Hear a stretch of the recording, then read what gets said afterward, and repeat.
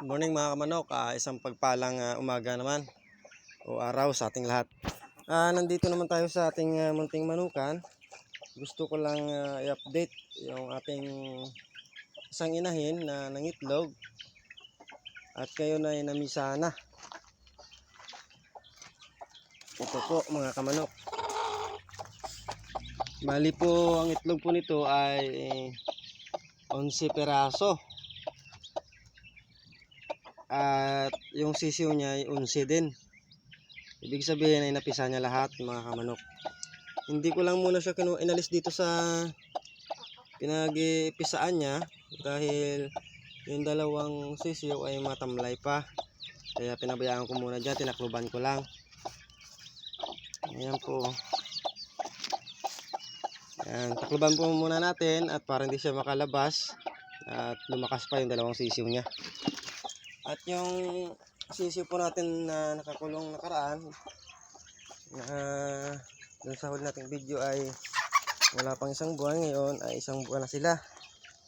Ito na po sila mga kamanok, pinakawalan ko na po. Ayan, pinakawalan ko na yung ating unang papisa.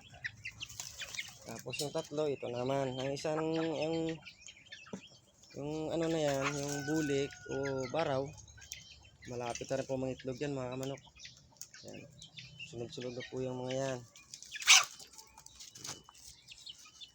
Ayan.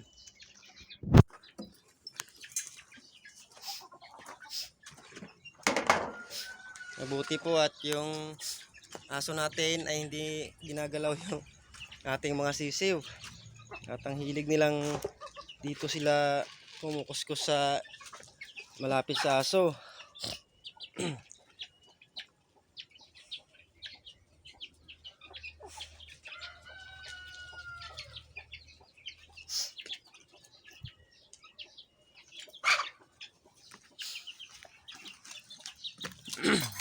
Ayan po yung isang buwan natin. Oh.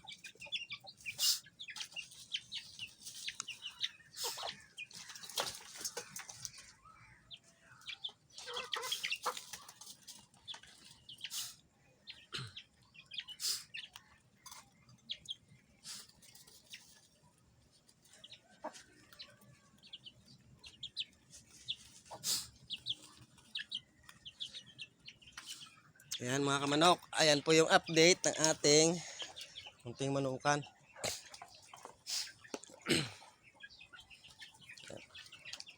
Pakisubaybayan na lang po mga kamanok, paki-like and share na lang po sa ating munting video. At para ma-update po kayo dun sa ating pagpaparami ng manok. Maraming salamat po. God bless.